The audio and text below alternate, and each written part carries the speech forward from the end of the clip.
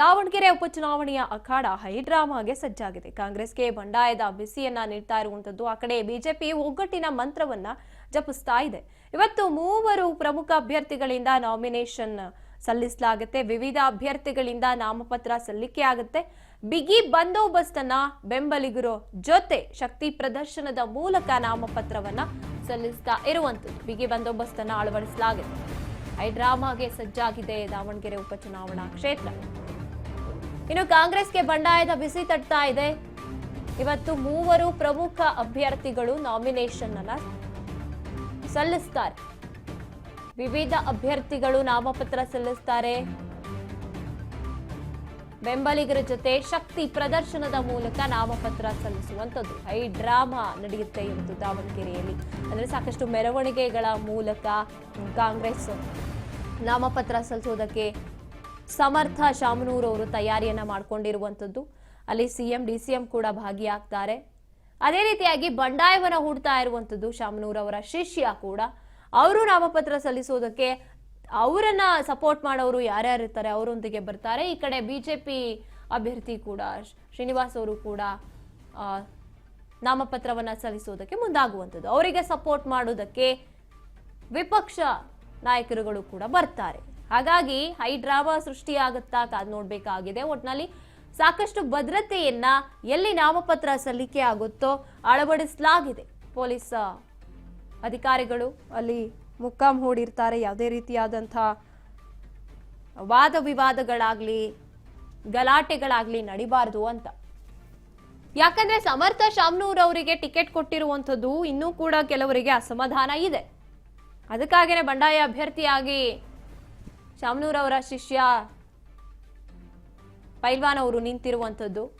ಹಾಗಾಗಿ ಅವರು ನಾಮಪತ್ರ ಸಲ್ಲಿಸೋಕೆ ಹೋಗ್ತಾರೆ. ಆ ಸಂದರ್ಭದಲ್ಲಿ ಏನಾದ್ರೂ ಮಾತಿನ ಚಕಮಕಿಗಳು ನಡೆಯುತ್ತಾ? ಇನ್ನು ಮುಸ್ಲಿಂ ಮುಖಂಡರುಗಳು ಕೂಡ ವಿರೋಧವನ್ನ ಇನ್ನೂ ವ್ಯಕ್ತಪಡಿಸ್ತಾ ಇದ್ದಾರೆ. ಆದ್ರೂ ಒಂದು ಮಟ್ಟಿಗೆ ಬಿಜೆಪಿ ವಿಚಾರಕ್ಕೆ ಬಂದಾಗ ಎಲ್ಲರೂ ಕೂಡ ಒಮ್ಮತದಿಂದ ಒಪ್ಕೊಂಡು ಅಭ್ಯರ್ಥಿಯನ್ನ ಸಪೋರ್ಟ್ ಮಾಡೋಣ, ಆಗ ಮಾತ್ರ ನಮಗೆ ಗೆಲುವು ನಿಶ್ಚಿತ ಅಂತ ತಯಾರಾಗಿರುವಂಥದ್ದು. ಇನ್ನು ಅಭ್ಯರ್ಥಿಗಳಿಗಂತೂ ನಾವು ಗೆದ್ದೇ ಗೆಲ್ತೀವಿ ಅನ್ನುವಂಥ ಭರವಸೆ ಅಂತೂ ಹೆಚ್ಚಾಗಿ ಇದೆ ಬಿಜೆಪಿಯಲ್ಲಿ. ಸಾಕಷ್ಟು ಮುಸ್ಲಿಂ ಮುಖಂಡರುಗಳು ಕೂಡ ಬಿಜೆಪಿಗೆ ಸಪೋರ್ಟ್ ಮಾಡ್ತಾ ಇದ್ದಾರೆ. ಹಾಗಾಗಿ ಹೆಚ್ಚಿನ ಮತದಾರರು ಇರುವಂಥದ್ದು ಮುಸ್ಲಿಂ ನಾಯಕರುಗಳದು ಅಥವಾ ಮುಸ್ಲಿಮರದು. ಹಾಗಾಗಿ ನಾವು ಗೆಲ್ಲೋದು ಪಕ್ಕ ಅಂತ ಬಿಜೆಪಿ ಭರವಸೆಯನ್ನ ಇಟ್ಕೊಂಡಿರುವಂಥದ್ದು. ಈ ಕಡೆ ಕಾಂಗ್ರೆಸ್ ಕೂಡ ಅಷ್ಟೇ ಭರವಸೆಯಿಂದ ತಯಾರಿಯನ್ನ ಮಾಡ್ಕೋತಾ ಇದೆ. ಎಸ್ ಮಲ್ಲಿಕಾರ್ಜುನ್ ಅವರು, ಪ್ರಭಾ ಮಲ್ಲಿಕಾರ್ಜುನ್ ಅವರು ಹೇಳ್ತಾರೆ, ಟಿಕೆಟ್ ಕೊಡಿಸಿ ಸಾಕು, ಟಿಕೆಟ್ ಕೊಡಿಸಾದ್ಮೇಲೆ ಕಾಂಗ್ರೆಸ್ ಅನ್ನ ಗೆಲ್ಸೋದು ನಮ್ಮ ಜವಾಬ್ದಾರಿ ಅಂತ ಹೇಳಿರುವಂಥದ್ದು. ಹಾಗಾಗಿ ಅಷ್ಟು ಭರವಸೆಯನ್ನ ಕೊಟ್ಟಿರುವಂಥವರು ಅಷ್ಟೇ ಕಸರತ್ತನ್ನ ಹೂಡ್ತಾ ಇರ್ತಾರೆ. ಹೇಗೆ ಮುಸ್ಲಿಂ ಮುಖಂಡರನ್ನ ಮನವೊಲಿಸಬೇಕು, ಹೇಗೆ ಅಲ್ಲಿನ ಮತದಾರರನ್ನ ಮನವೊಲಿಸಬೇಕು, ಎಲ್ಲಾ ತಯಾರಿಯನ್ನ ಮಲ್ಲಿಕಾರ್ಜುನ್ ಅವರು ಮಾಡ್ಕೊಂಡಿರ್ತಾರೆ. ಇನ್ನು ಸಮರ್ಥ ಕೂಡ ಫಸ್ಟ್ ಟೈಮ್ ರಾಜಕೀಯಕ್ಕೆ ಎಂಟ್ರಿ ಕೊಡ್ತಾ ಇರುವಂಥದ್ದು ಈ ಮೂಲಕ. ಹಾಗಾಗಿ ಗೆಲ್ಲಲೇಬೇಕು ಅಂತ ಒಂದ್ ರೀತಿಯಾಗಿ ಪ್ರಯತ್ನವನ್ನ ಮಾಡ್ತಾ ಇದ್ದಾರೆ ದಾವಣಗೆರೆ ದಕ್ಷಿಣದಲ್ಲಿ. ಎಸ್ಎನ್ಎ ಬಗ್ಗೆ ಹೆಚ್ಚಿನ ಮಾಹಿತಿಯನ್ನು ನಮ್ಮ ಪ್ರತಿನಿಧಿ ರಾಮ್ ಪ್ರಸಾದ್ ನೀಡ್ತಾರೆ. ರಾಮ್ ಪ್ರಸಾದ್, ಮೂವರು ಅಭ್ಯರ್ಥಿಗಳು, ಬಂಡಾಯ ಅಭ್ಯರ್ಥಿ ಕೂಡ ಇರುವಂತದ್ದು, ಟಕ್ಕರ್ ಕೊಡೋದಕ್ಕೆ ಕಾಂಗ್ರೆಸ್ಗೆ ರೆಡಿ ಆಗಿದ್ದಾರೆ. ಇವತ್ತು ನಾಮಪತ್ರ ಸಲ್ಲಿಸ್ತಾರೆ. ಈ ಬಗ್ಗೆ ಹೆಚ್ಚಿನದಾಗಿ ಹೇಳೋದಾದ್ರೆ ಗಾಯತ್ರಿ, ಏನು ದಾವಣಗೆರೆ ದಕ್ಷಿಣ ವಿಧಾನಸಭಾ ಕ್ಷೇತ್ರದ ಉಪಚುನಾವಣೆ ದಿನದಿಂದ ದಿನಕ್ಕೆ ರಂಗೇರ್ತಿದೆ.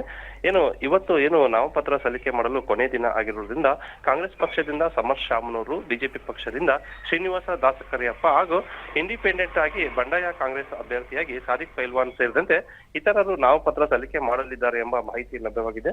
ಇಂದು ಕಾಂಗ್ರೆಸ್ ಪಕ್ಷದಿಂದ ನಾಮಪತ್ರ ಸಲ್ಲಿಕೆ ಮಾಡುವಂತಹ ಅಭ್ಯರ್ಥಿಯ ಪರವಾಗಿ ಸಿಎಂ ಸಿದ್ದರಾಮಯ್ಯ, ಡಿಕೆ ಶಿವಕುಮಾರ್ ಹಾಗೂ ಸ್ಥಳೀಯ ಮುಖಂಡರುಗಳು, ಸಚಿವರು ಭಾಗಿಯಾಗಲಿದ್ದಾರೆ ಎಂಬ ಮಾಹಿತಿ ಲಭ್ಯವಾಗಿದೆ. ಅಲ್ಲದೆ ಬಿಜೆಪಿ ಪಕ್ಷದಿಂದ ಅಭ್ಯರ್ಥಿಯಾಗಿರುವಂತಹ ಶ್ರೀನಿವಾಸ ದಾಸಕರಿಯಪ್ಪ ಅವರ ಪರವಾಗಿ ಮಾಜಿ ಸಿಎಂ ಯಡಿಯೂರಪ್ಪ, ವಿಜಯೇಂದ್ರ ಸೇರಿದಂತೆ ಇತರೆ ನಾಯಕರು ಭಾಗಿಯಾಗಲಿದ್ದಾರೆ ಎಂಬ ಮಾಹಿತಿ ಲಭ್ಯವಾಗ್ತಿದೆ ಗಾಯತ್ರಿ. ಅಲ್ಲದೆ ಇವತ್ತು ಒಂದೇ ದಿನ ಕೊನೆ ದಿನ ಆಗಿರೋದ್ರಿಂದ ಮೂವರ ಅಭ್ಯರ್ಥಿಗಳು ಸೇರಿದಂತೆ ಇತರೆ ಇಂಡಿಪೆಂಡೆಂಟ್ ಅಭ್ಯರ್ಥಿಗಳು ಇನ್ನು ನಾಮಪತ್ರ ಸಲ್ಲಿಕೆ ಮಾಡುವ ಅಂತ ತಲುಪಿದೆ ಅಂತ ಹೇಳ್ಬೋದು ಗಾಯತ್ರಿ. ಎಸ್ ಹಾಗೇನೆ ಬಂಡಾಯ ಅಭ್ಯರ್ಥಿಯಾಗಿ ಕಣಕ್ಕಿಳಿತಾ ಇರುವಂತವರು ಕಾಂಗ್ರೆಸ್ಗೆ ನಾನು ಒಂದು ಉತ್ತರ ಕೊಡ್ತೀನಿ, ಕಾಂಗ್ರೆಸ್ಗೆ ಪಾಠ ಕಲಿಸ್ಬೇಕು ಅಂತ ತಯಾರಿಯನ್ನ ಮಾಡ್ಕೊಂಡಿರುವಂತದ್ದು ಏನಾದ್ರೂ ಮಾತಿನ ಚಕಮಕಿಗಳು ಏನಾದ್ರೂ ನಡೆಯುತ್ತಾ? ಯಾಕಂದ್ರೆ ಸಾಕಷ್ಟು ಮುಸ್ಲಿಂ ಮುಖಂಡರಿಗೂ ಕೂಡ ಸಮರ್ಥ ಎಂಟ್ರಿ ಕೊಟ್ಟಿರೋದು ಇಷ್ಟ ಆಗ್ತಾ ಇಲ್ಲ.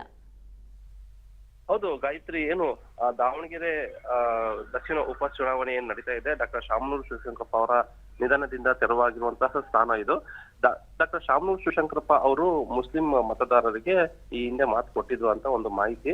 ಏನಂದ್ರೆ ನನ್ನ ಇದು ಕೊನೆ ಚುನಾವಣೆ, ಮುಂದಿನ ಚುನಾವಣೆಯಲ್ಲಿ ಅಲ್ಪಸಂಖ್ಯಾತರಿಗೆ ಅವಕಾಶ ಮಾಡಿಕೊಡ್ತೀನಿ ಅಂತ ಹೇಳಿಕೆ ಕೊಟ್ಟಿದ್ರು ಅಂತ ಅವರ ಅನಿಸಿಕೆ. ಈ ಹಿನ್ನೆಲೆಯಲ್ಲಿ ಈ ಬಾರಿ ನಮ್ಗೆ ಶತಗತಾಯ ನಮ್ಗೆ ಟಿಕೆಟ್ ಬೇಕೇ ಬೇಕು ಎಂಬ ಏನು ಅಂಶ ಮುಸ್ಲಿಂ ಹಾಗೂ ಅಲ್ಪಸಂಖ್ಯಾತರದು. ಹೀಗಾಗಿ ಏನು ಮೊನ್ನೆ ನಡೆದಂತಹ ಹೈಕಮಾಂಡ್ ಮೀಟಿಂಗ್ ನಲ್ಲಿ ಗೆಲ್ಲುವಂತಹ ಅಭ್ಯರ್ಥಿಗೆ ಏನು ಟಿಕೆಟ್ ಘೋಷಣೆ ಮಾಡಬೇಕು ಎಂಬ ಕೂಗು ಕಾಂಗ್ರೆಸ್ ಪಾಳ್ಯದಲ್ಲಿ ಕೇಳಿ ಬಂದಿತ್ತು. ಈ ಹಿನ್ನೆಲೆ ಸಮರ್ಥ ಶಾಮನೂರ್ ಅವರನ್ನ ಅಭ್ಯರ್ಥಿಯನ್ನಾಗಿ ಆಯ್ಕೆ ಮಾಡಿದ್ದಾರೆ.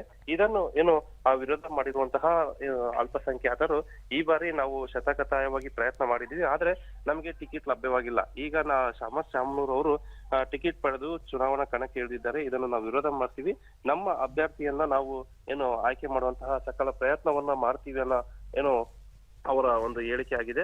ಇಂದು ನಡೆಯುವ ಚುನಾವಣಾ ಇಂದು ನಾಮಪತ್ರ ಸಲ್ಲಿಕೆ ಮಾಡುವಂತಹ ವೇಳೆ ಏನು ಸಾದಿಕ್ ಪೈಲ್ವಾನ್ ಕಡೆಯವರು, ಸಮರ್ಥ ಶಾಮನೂರ್ ಕಡೆಯವರು ಸೇರಿದಂತೆ ಎಲ್ಲರೂ ಸಹ ನಾಮಪತ್ರ ಹಾಕುವಂತಹ ಸನ್ನಿವೇಶ ಕಂಡು ಬರ್ತಿದೆ. ಈ ಹಿನ್ನೆಲೆ ಪೊಲೀಸ್ ಇಲಾಖೆಯು ಸಹ ಕಟ್ಟೆಚ್ಚರ ಕ್ರಮವನ್ನ ಕೈಗೊಳ್ಳುವ ಸಾಧ್ಯತೆ ಸಹ ಕಂಡು ಬರ್ತಿದೆ. ಗಾಯತ್ರಿ. ಎಸ್, ಧನ್ಯವಾದ ರಾಮ್ ಪ್ರಸಾದ್ ನಿಮ್ಮೆಲ್ಲ ಮಾಹಿತಿಗಾಗಿ. ಎಸ್, ಹೈ ಡ್ರಾಮಾಗೆ ಸಜ್ಜಾಗಿರುವಂಥದ್ದು ದಾವಣಗೆರೆಯ ಉಪಚುನಾವಣಾ ಅಖಾಡ. 3 ಅಭ್ಯರ್ಥಿಗಳು ನಾಮಪತ್ರವನ್ನ ಸಲ್ಲಿಸ್ತಾರೆ. 3ರನ್ನ ಸಪೋರ್ಟ್ ಮಾಡುವಂಥವರು ಕೂಡ ಅಲ್ಲಿ ಭಾಗಿಯಾಗ್ತಾರೆ. ಹಾಗಾಗಿ ಇವತ್ತು ಕೊನೆ ದಿನ ಆಗಿರುವಂತಹ ಕಾರಣಕ್ಕೆ ನಾಮಪತ್ರ ಸಲ್ಲಿಕೆ ಅಖಾಡ ಎಂಟ್ರಿ ಆಗ್ತಾ ಇರುವಂಥದ್ದು.